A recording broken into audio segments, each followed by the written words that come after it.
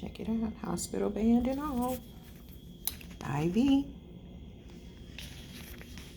You guys, so most of you know that I need a kidney transplant and I'm trying to get listed. I'm on dialysis and I've been on dialysis for 22 years. I was diagnosed with the lupus nephritis, systemic lupus erythematosus 39 years ago.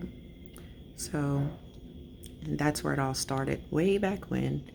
But this hospital visit had me scared more so. Hello everyone, I hope all is well. So I hadn't been making any videos lately because for about a month I was sick with a very bad cold, which wasn't like any cold I've ever had in my life.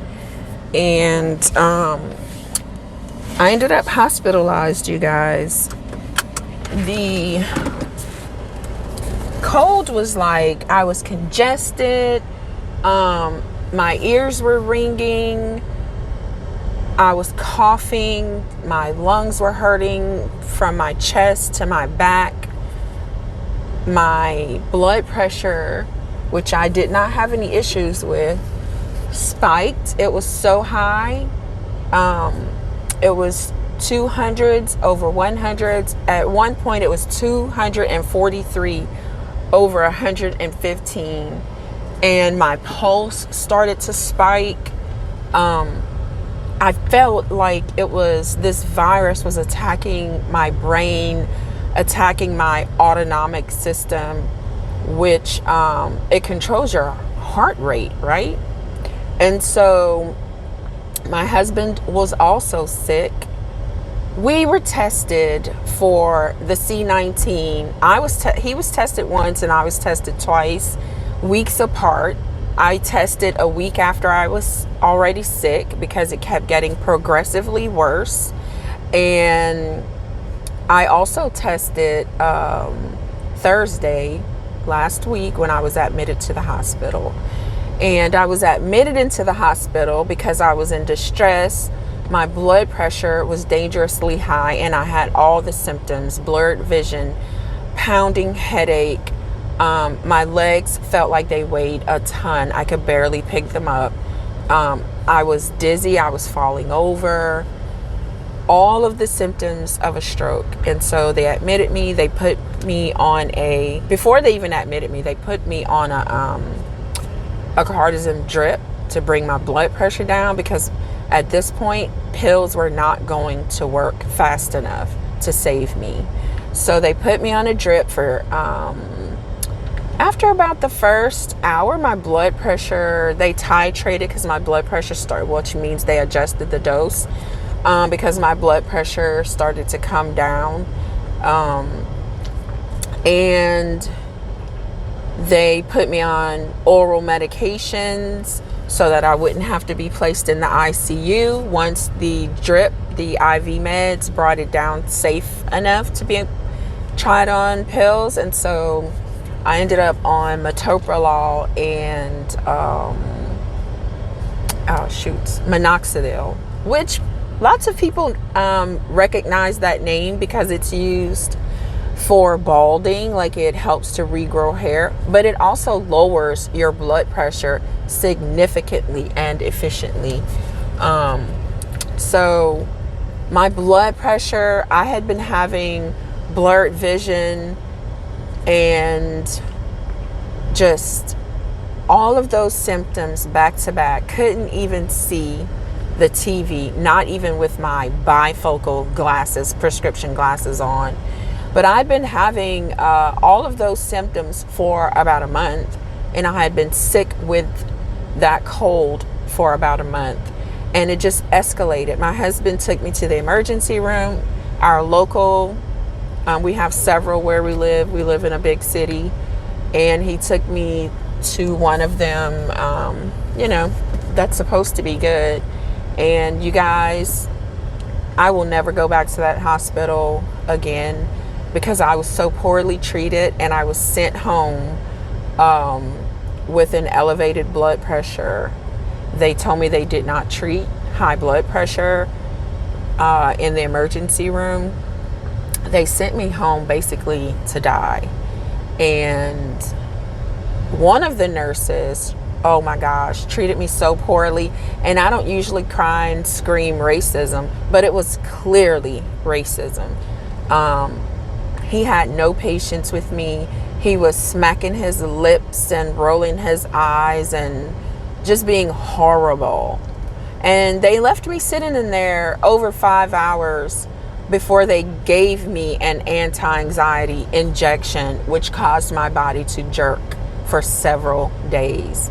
So I will not be going back there, and I have spoken to family members about never going to that hospital, even though they don't live here. We're the only, my husband and I and Ozzy, our dog, we're the only people in our family in this city. Anyway, back to what happened to me. So we left at like the hospital that I trust, where I've always gotten excellent care, is in Lafayette, Louisiana, Our Lady of Lourdes Regional Medical Center. And you would think that the hospitals here in this big city would be better than a local regional hospital, but they're not. So we left home at 3 o'clock in the morning. We arrived at my mother's house, which is almost 2 hours away. We dropped off Ozzy, the dog, our dog, and we made it to the hospital around 40 minutes to an hour later. And they got me in. As soon as I got there, I went in the back, and they started, doing everything. They did an EKG. Now, to be honest, at the other hospital, they did do an EKG in the emergency room.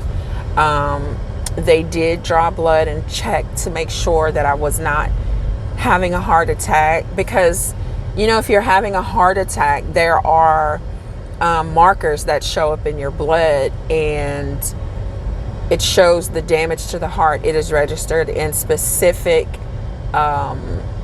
One of the things they look for is something called troponins, and they'll draw the blood, and then they'll draw again to make sure that they're not increasing.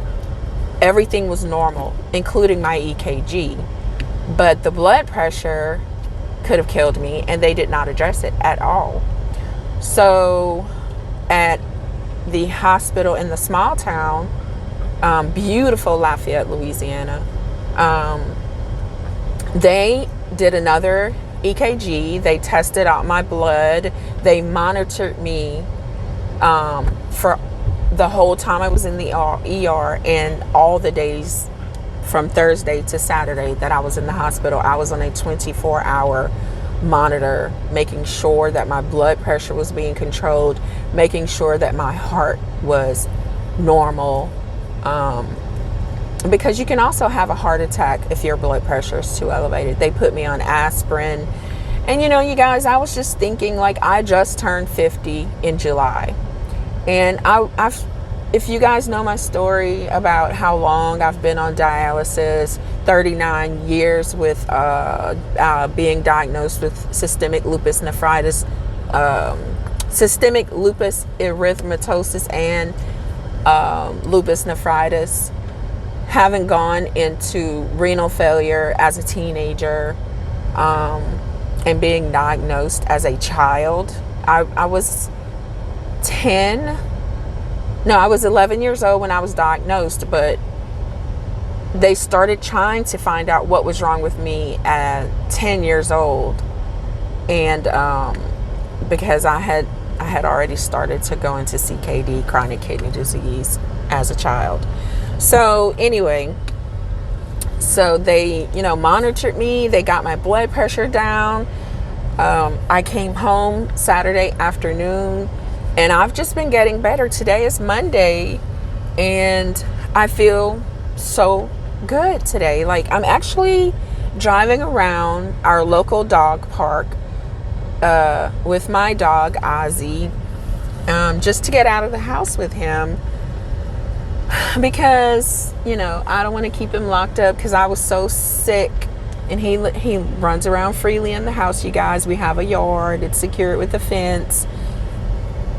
But I still feel like he's locked up whenever we don't go out of the house, and all he has are those, because our fence, you cannot see through it. It's a privacy fence. It's like 9 feet tall. No kidding. It has a lock on it.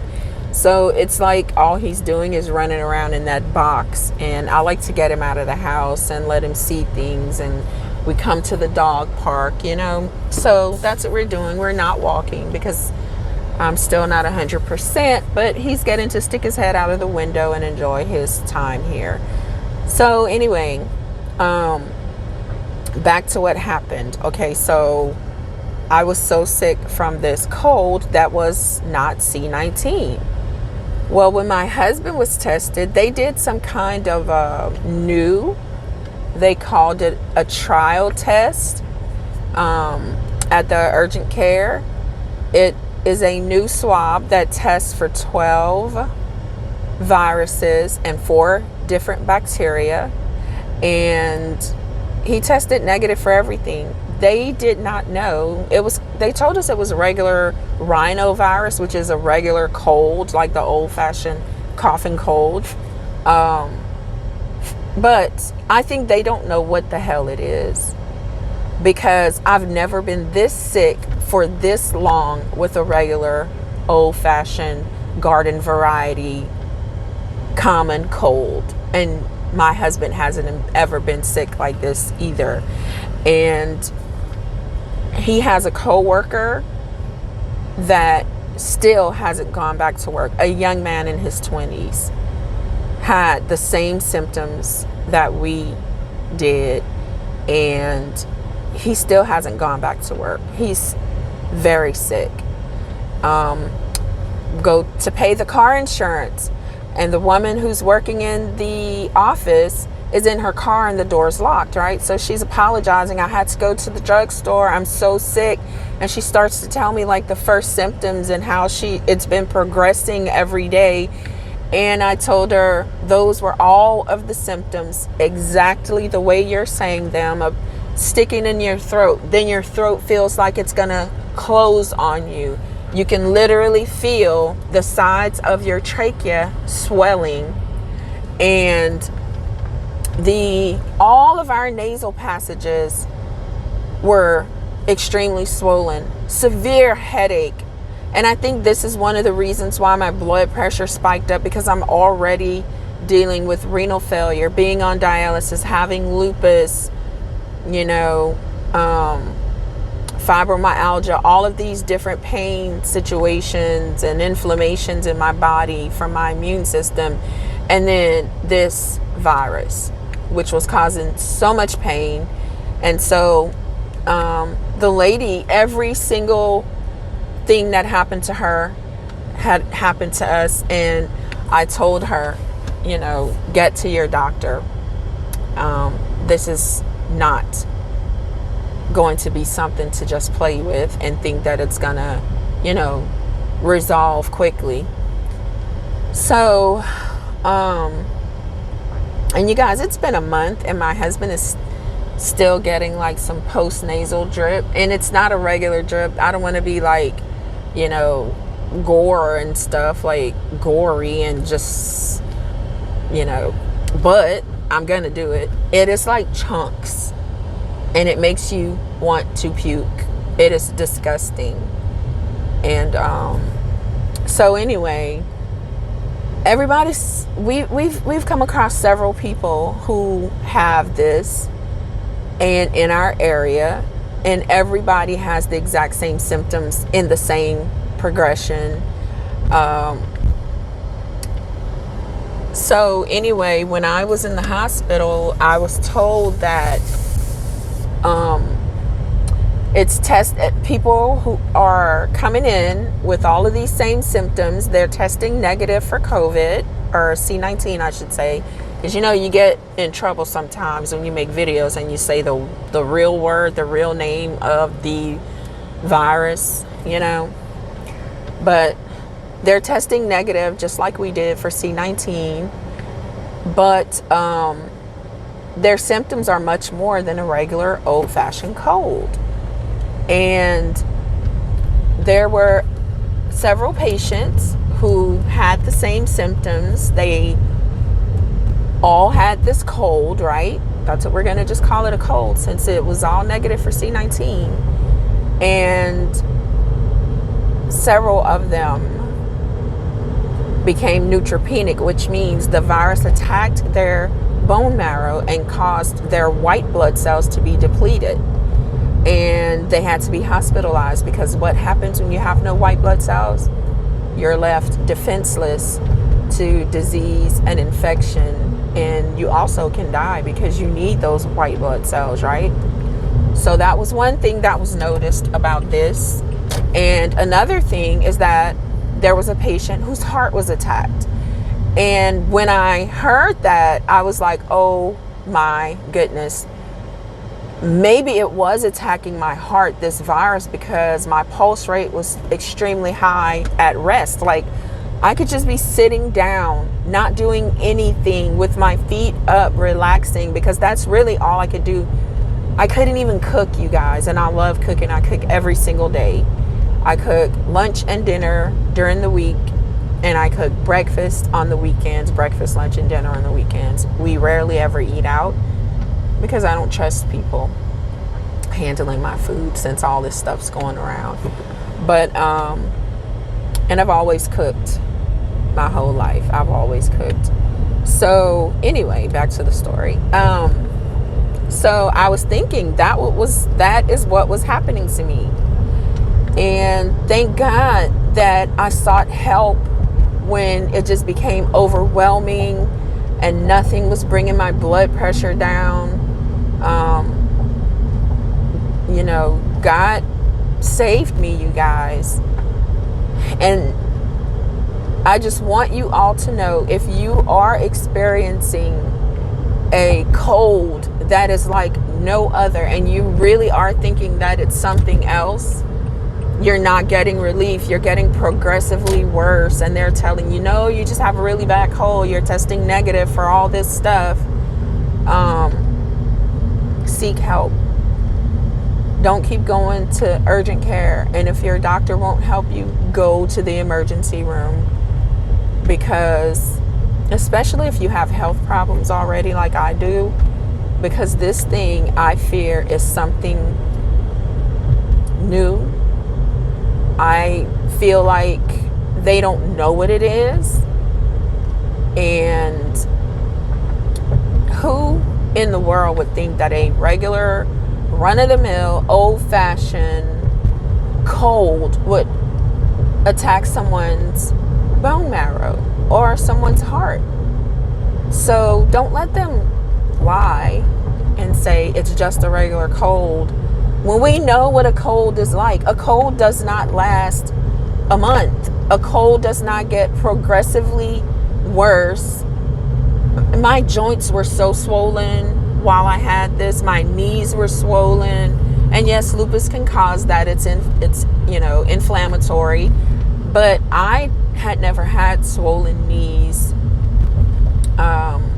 with lupus since I was a child, since I was like 12 years old. I hadn't had all this swelling because everything was under control. And once my kidneys failed when I was a teenager, about a year after I started dialysis, the lupus went into remission, and I was not on medication at all. But this cold has done something to my immune system. It has triggered me, and I do have appointments coming up to get on some medication to control the inflammation, because if you guys go and look at some of my videos that I did when I was first sick and my eyes were red and I'm thinking it's allergies, no, it was my blood pressure. That was a few weeks ago.